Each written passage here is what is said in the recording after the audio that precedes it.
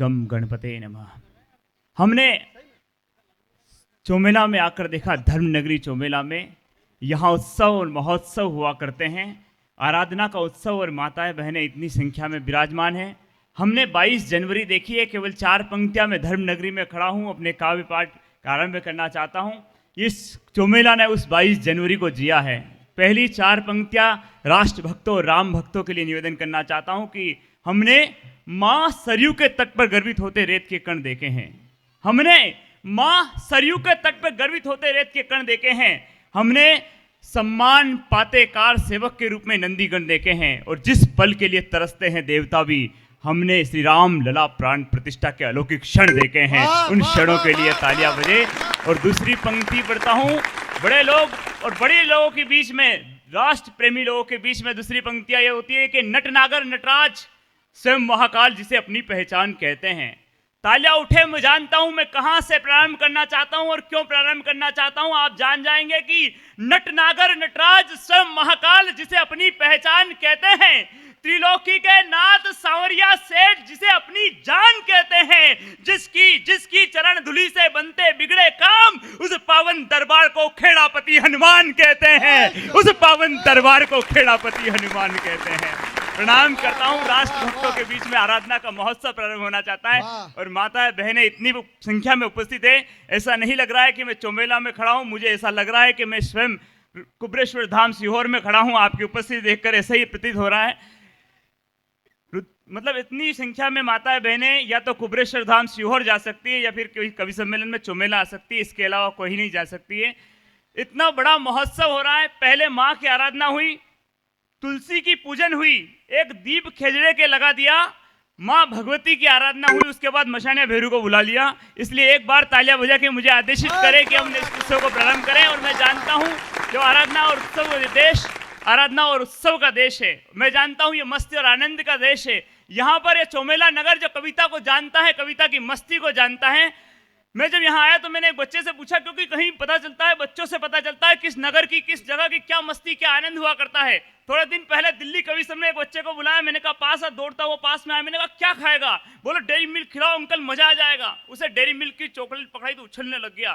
थोड़े दिन बाद कोटा कवि सम्मेलन में वहाँ एक बच्चे को बुलाया, मैंने कहा पास आ, दौड़ता वो आया, मैंने कहा क्या खाएगा? बोला अंकल पतंजलि का बिस्किट खिलाओ, और बिस्किट खिलाते ही उछलने लग गया। लेकिन भगवान कसम मजा तो यहाँ आया। जैसे ही चोमेला में आया, रेलवे स्टेशन के पास में एक बच्चे को बुलाया, मैंने कहा इधर आ, दौड़ता हुआ पास में आया, मैंने कहा क्या खाएगा? बोला अंकल बीड़ी पिला दो, मजा आ जाएगा। मैं सच में समझ गया कि मैं सही जगह आ गया हूँ। शानदार व्यवस्था वाले लोगों के बीच में, सारी जगमग कर रही लाइटें, अच्छा 2 लाइटें तो बीच में ऐसी फंसा रखी है। मैंने आके पूछा सरपंच साहब ये क्या व्यवस्था है, 1-2 लाइटें बीच में अलग से क्यों लगा रखी है? बोले एक तो ये यूक्रेन है और दूसरा लेबनान है। मैंने कहा दोनों बंद हो गई? बोले एक तो इजराइल ने बंद कर दी है और एक रूस ने बंद कर दी है, इसलिए दोनों की व्यवस्था यहीं सेट कर दी इन लोगों ने। बहुत आनंद के साथ कविता सुनने वाले लोग, हाँ बैठ जाओ सर, ये जोड़े से पधारने वाले लोग धीरे लेट पधारेंगे, लेकिन आ रहे हैं धीरे धीरे, सब आ जाएंगे। बहुत मस्ती और आनंद के साथ कविता सुनने वाले लोगों के बीच में जब मैं निकला घर से तो मेरी पत्नी ने कहा कहाँ? मैंने कहा आज चोमेला में काव्य का महोत्सव वहां जा रहा हूं, बहुत दूर है। आज आप पधार रहे हो तो एक नवरात्रि अश्विन शुक्ल पक्ष तृतीया विशाखा नक्षत्र है, और प्रदीप मिश्रा जी ने कहा था एक टोटका करना पड़ेगा। मैंने कहा क्या? एक प्रयोग करना पड़ेगा। 2 लड्डू लाई, वो भोग लगाया माता जी को, पहला लड्डू। मैंने कहा ये किस लिए? बोले गौ माता को भोग लगाएंगे। उससे क्या? बोले सारे क्लेश हट जाएंगे। मैंने कहा दूसरा? बोले वो गधे को। मैंने कहा उससे क्या होगा? बोले सारी बाधाएं नष्ट हो जाएगी। मैंने कहा प्रिय, गौ माता तो लंपी वायरस की भेंट चढ़ गई और गधे गाँव में है नहीं। उसने कहा चिंता मत करो, मैं सीहोर जाके आई हूँ, मुझे आइडिया पता है। वो पहला लड्डू जो उसने गौ माता के लिए बनाया, स्वयं को गाय समझ के स्वाहा कर गई, और दूसरा लड्डू जो गधे वाला था, गलत समझ रहे हैं आप लोग? वैसे ठीक ही समझ रहे हैं। तो मुझे दिया कि बाहर किसी गधे को डाल दें। चमेला सर बहुत आगे, आप बहुत एडवांस समझ गए। लेकिन ये व्यवस्था भी मैंने यहाँ देखी है। मुझे ये परिचय कराया था आदरणीय बड़े लोगों ने, कि सर ने जब परिचय किया था कि ये बड़े लोग हैं, ये जो लोग विराजमान हैं, ये जो बड़े वरिष्ठ लोग विराजमान हैं, ये व्यवस्था सच कह रहा हूं इस मंच से। अर्जुन भैया आपने एक अच्छी बात की, आपने जमाई साहब को भी खूब मान दिया। ये जो व्यवस्था मैंने देखी कहीं नहीं है। मेरे गांव में भी उत्सव होता है, महोत्सव होता है, लेकिन ऐसी व्यवस्था मैंने किसी नगर में नहीं देखी। यहाँ बड़े वरिष्ठ लोग हैं, कविता प्रेमी, काव्य प्रेमी श्रोता आगे बैठकर कविता सुना करते। एक बार जोरदार तालियां इनके लिए बजा दीजिए, अभिनंदन की तालियां होनी चाहिए। सर नहीं है व्यवस्था मेरे गाँव में, मैं जानता हूँ मेरे गाँव में 3 कवि कार्यक्रम एक साथ, पहले दिन कवि सम्मेलन हुआ, ऐसे आप जैसे बड़े लोग वरिष्ठ लोग पीछे जाकर बैठ गए। मैंने निवेदन किया आगे पधारिए, यहाँ विराजिए जाजम पर, आप कविता की समझ रखने वाले बड़े लोग हैं। तो एक बासा बोले कि बेटा रहने दे, हम पीछे ही बैठेंगे। मैंने कहा क्यों? बोले बीड़ी ईड़ी पीनी पड़ती, तम्बाकू वम्बाकू खाते हैं, इसलिए आगे डिस्टर्ब नहीं करेंगे।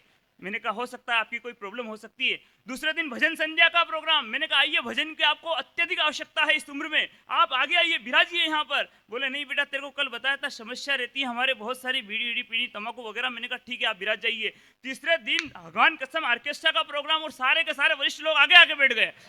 मैंने कहा सर आज आपको तकलीफ नहीं बीड़ी ईड़ी पीने की? बोले एक दिन नहीं पियेंगे तो मर थोड़ी जाएंगे।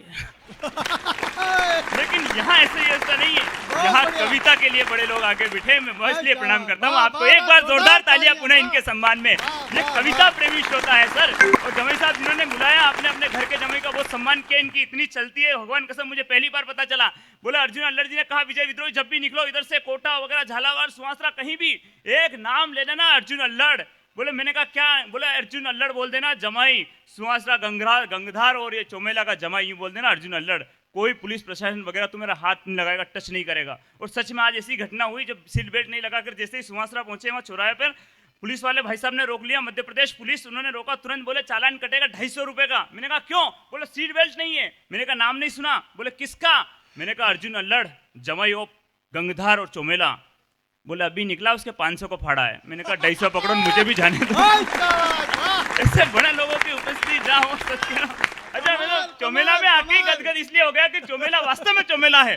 चोमेला के जो कार्यकर्ता, भगवान कसम ये कान्हा जी आपके जो बच्चे इतने टैलेंटेड, यहाँ किसी को कंफ्यूज कर दे, फटाक से आए कवि बैठे हुए, बोले भाई साहब आपने कवि में से किसी की 10,000 की गड्डी गिर गई क्या? सारे कवि बोले हाँ मेरी गिर गई, हाँ मेरी गिर गई। बोले चिंता मत करो, अभी तो केवल धागा मिला है वो बांधने वाला। इतने कंफ्यूज करने वाले लोग जिस चोमेला में हो, जिस नगर में मस्ती हो, लेकिन साहब जो नगर कविता सुनता है, कविता को जानता है, कविता को जीना जानता है साहब। मैं जानता हूँ ये राजस्थान की सरजमी के बड़े लोग यहाँ विराजमान हैं। जब मैं आया तो यहाँ भंडारे महोत्सव हुआ करते हैं। एक छोटा सा गांव, चोमेला से पहले एक छोटा सा गांव भंडारा चल रहा, बजरंग बली का बड़ा भंडारा। जैसे ही मैं रुका, मैंने प्रसादी लेते हैं, थोड़ी सी प्रसादी के लिए हाथ बढ़ाया, नुक्ति की प्रसादी। मेरी पत्नी ने कहा पहुंच गए। मैंने कहा प्रिय अभी थोड़ी सी देर है। बोले कहाँ तक पहुंचे? मैंने कहा भंडारा चल रहा है, प्रसादी है। बोले काई की प्रसादी? मैंने कहा नुक्ति की। अब उसकी भी फेवरेट नुक्ति, बोले मेरे लिए भी लाना। मैंने कहा प्रिय मांग लिए एक बार, हम दोबारा नहीं मांग सकते। बोले आपको मेरी कसम है। मैंने कहा संभव नहीं है। बोले पप्पू की कसम है। फिर मेरा मन हुआ कि अब लानी पड़ेगी। मैंने हाथ बढ़ा दिया। मैंने कहा सर थोड़ी सी प्रसादी। उन्होंने कहा यदि आप मेवाड़ से हो और कवि हो तो कविता की भाषा में कहो कि आपको प्रसाद चाहिए। मैंने कहा फंस गए कवि राजस्थान की सीमा पर आकर। मैंने 4 पंक्तियां पढ़ी प्रसाद मांगने के लिए। मैंने कहा प्रमस्तिष्क की धमनियों में परमाणु की शक्ति भर दो, प्रमस्तिष्क की धमनियों में परमाणु की शक्ति भर दो। हूँ मेवाड़ का बेटा, मैं तन मन में मीरा की भक्ति भर दो। एक शीश के बदले 100 शीश काट के लाऊंगा। फिलहाल तो भंडारे में आया हूँ, थैली में नुक्ति भर दो। नुक्ति ऐसे मिलती है साहब ये नगर, ये श्वास, ये नुक्ति ऐसी सरजमी है सर। भगवान कसम बहुत आनंद। वो कविता में थोड़ा सा कंफ्यूज हो रहा था कि शायद आप मेरी भाषा को समझ पाएंगे, लेकिन आप भाषा के बहुत पारखी लोग हैं सर। मैं नहीं जानता, मुझे गर्व हुआ। चोमेला, मैंने सोचा था कि जहां आस्थाओं का मेला, मैंने सुना कि जहां आस्थाओं का मेला है, जहां आस्थाओं का मेला है, जहां आस्थाओं का रेला है, संस्कारों का मेला है, वो नगर संस्कार सुजीता का चोमेला है। इसलिए अपने नगर के सम्मान में जोरदार तालियां बजाएं सर। लेकिन हाँ विराज सर विराज जाइए। अच्छा पत्रकार महोदय प्रणाम करता हूँ, फोटो मत लेना सर। आप तकलीफ नहीं है सर, मना कर रखा है डॉक्टर ने। डॉक्टर ने नहीं, ये कंपाउंडर साहब ने मना किया था कि विजय विद्रोही कहीं भी जाओ अपना फोटो मत खिंचवाना। और सर इसलिए नहीं खिंचवाता क्योंकि आपके यहाँ सीतामऊ में एक बड़ा कवि सम्मेलन हो रहा था, और जैसे ही मैं खड़ा हुआ, एक पत्रकार महोदय ऐसे सज्जन व्यक्ति आए, उन्होंने फोटो खींच लिया। मुझे तकलीफ नहीं होती फोटो से। दूसरे दिन अखबार में, राजस्थान पत्रिका, भास्कर वगैरह सभी में मेरा ही फोटो, विजय विद्रोही विजय विद्रोही। अच्छा लगता है सर अपना फोटो देखकर, बहुत अच्छा लगा। लेकिन 4 दिन बाद जब मैं इंदौर से गुजरा तो मैंने देखा कि वो फोटो जिसमें, जो अखबार जिसमें मेरा फोटो लगा था, वो रद्दी वाले के पास चला गया सर। रद्दी वाले ने जलेबी वालों को दे दिया। जलेबी वाले ने उसी पर जलेबी जिस पर मेरा फोटो छपा, मेरे आंखों से देखा, मेरे गाल पे बाल पर, आंखों पे बाल, सब तरफ चाशनी चाशनी लग रही थी। तकलीफ तब नहीं होती सर, तकलीफ भाभी जी तब नहीं होती। तकलीफ तो तब हुई कि एक नालायक छोरे ने मेरी आंखों के सामने वो जलेबी खाने के बाद उसे नाली में फेंक दिया। और थोड़ी देर बाद 3-4 सुअर आए, भंडूरे चबड़क चबड़क चबड़क, आधे घंटे से भगवान कसम दिमाग खराब हो गया। लेकिन आप छाप देना, कोई दिक्कत बहुत नहीं। बढ़िया, वाह ये वाह, परंपरा है हमारी, लेकिन हाँ, लेकिन ये संस्कार सुजीता का देश हम जानते हैं। ये फोटो इसलिए नहीं खींचा जाता कि केवल अखबार में लगेगा, ये फोटो इसलिए कि कहीं हमारी पत्रकारिता, निष्पक्ष पत्रकारिता इस छापती है कि कविता की रात हुई जहां कविता हुई साहब। लेकिन फोटो को आप सोशल मीडिया का दौर है इसलिए छाप लिया करते हैं। अभी मैं सांवरिया जी से दर्शन गया, सांवरिया सेठ के दर्शन किए, मेरी पत्नी को कहा, मैंने कहा प्रिय फोटो खींच, बोले किस लिए? मैंने कहा अखबार में नहीं देना है, अपन फेसबुक पे डालेंगे, इंस्टाग्राम पे लिखेंगे कि सांवरिया सेठ के दर्शन किए, मंडपिया धाम में खड़े हैं। और जैसे ही मेरी पत्नी ने मेरा फोटो खींचा मंदिर के बाहर, मैंने कहा प्रिय ये क्या है? बोला आपका फोटो। मैंने कहा इसमें आगे कुत्ता खड़ा है। बोले लिख दो कि पीछे वाला मैं हूं।